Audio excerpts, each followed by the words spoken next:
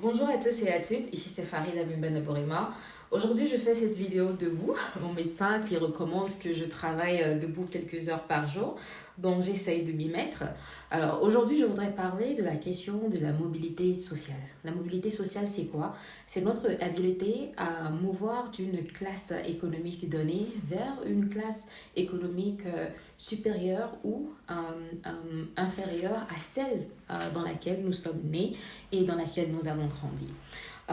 Malheureusement, les nouvelles ne sont pas bonnes, dans le sens où différentes recherches et données indiquent en fait que nous sommes dans une situation où, malheureusement, pour la plupart des personnes, surtout dans les pays du Sud, notamment en Afrique, les conditions sociales se détériorent et les conditions économiques et sociales se détériorent. Ce qui veut dire que si vous avez grandi dans la classe moyenne en Afrique, il y a de cela 20 ans, 30 ans, 40 ans, les risques sont qu'aujourd'hui, vous aurez une classe sociale inférieure à celle de vos parents. Et ce constat est assez généralisé parce que si nous faisons attention aux conditions dans lesquelles nos parents ont étudié, que ce soit les études secondaires ou primaires ou même universitaires, elles ne sont pas semblables aux conditions dans lesquelles nous, la jeunesse d'aujourd'hui, étudions et vivons. Il y a de cela 30 ans, 40 ans, 50 ans, il était plus facile à nos parents de louer une maison, d'acheter même une maison, de construire, d'acheter des terrains, de construire qu'il ne l'est à la génération d'aujourd'hui.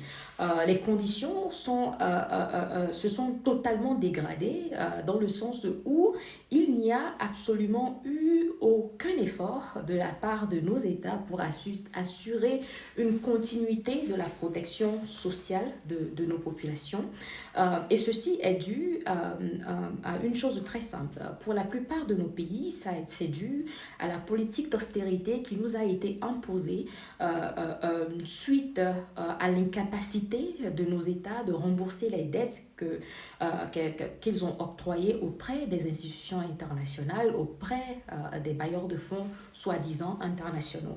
Et donc, on s'est retrouvé dans une situation où l'État n'offre plus un appui social et économique aux populations qui sont donc laissées à elles-mêmes. Et quand il y a des chocs économiques, contrairement aux pays occidentaux où on peut constater que l'État essaie d'appuyer les populations en leur offrant certains services gratuitement ou en boostant leur pouvoir d'achat, dans le cas de nos pays en Afrique, les populations perdent absolument tout. Je vous donne un exemple concret.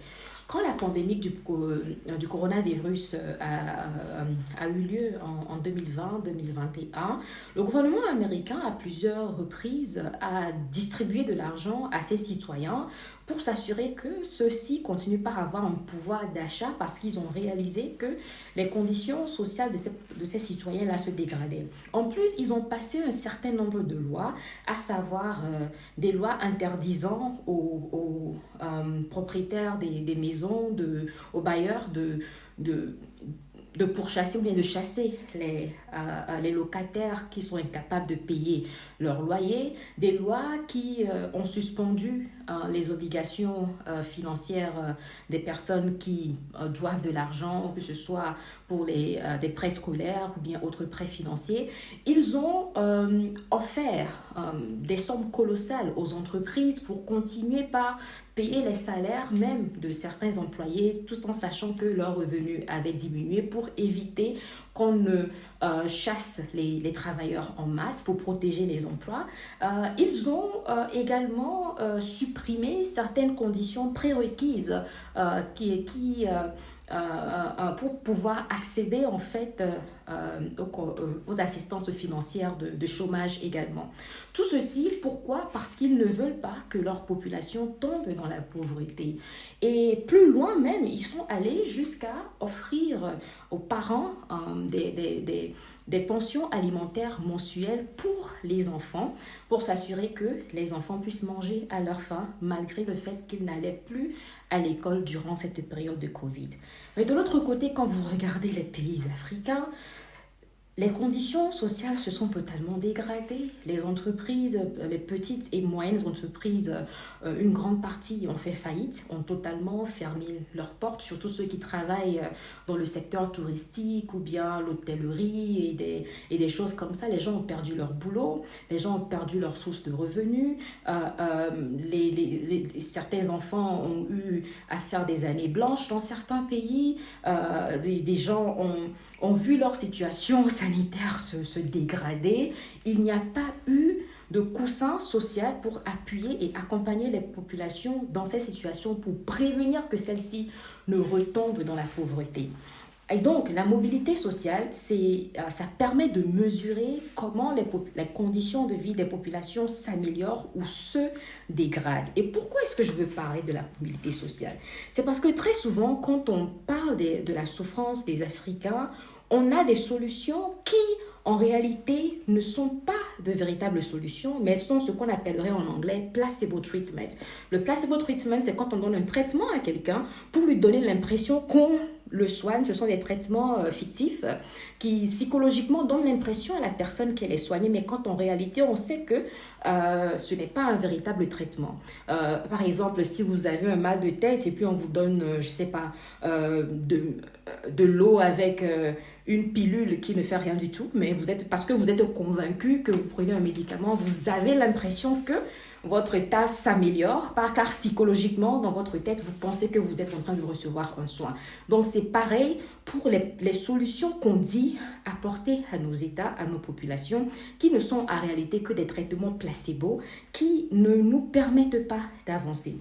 Pour pouvoir trouver une solution à la question de la dégradation de nos conditions socio-économiques, nous devons d'abord nous demander d'où viennent ces problèmes. Comment est-ce que ces choses ont commencé au sein de nos sociétés? Eh bien, d'un côté, nous avons la mauvaise gouvernance, nous avons la gabegie, on ne peut pas dédouaner nos dirigeants dans la plupart du cas.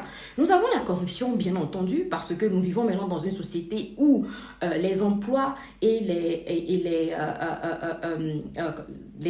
appuis sociaux et même les promotions ne sont plus basées sur le mérite, mais tout simplement sur le népotisme, qui connaît qui est parent de tel, etc.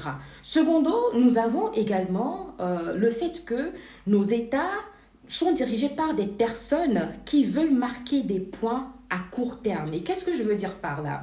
Nous avons des politiciens dans beaucoup de pays africains qui ont des politiques visant dont tout le programme politique repose sur une campagne politique, c'est-à-dire comment donner l'impression aux populations que nous travaillons sans toutefois vraiment travailler.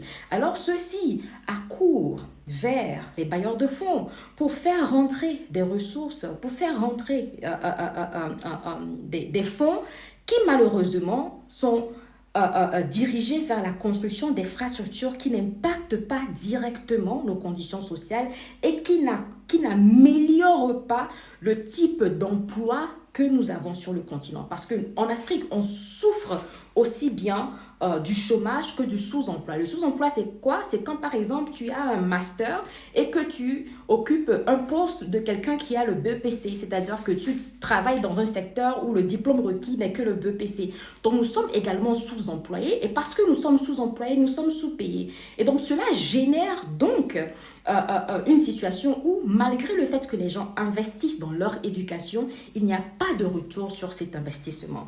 L'une des choses également qui est la raison majeure, c'est tout simplement la politique d'austérité qui a été imposée à nos États, incapables de repayer nos dettes. Pourquoi? Parce que la plupart a été détournée par les dirigeants extrêmement corrompus avec leurs complices dans ces institutions de Bretton Woods.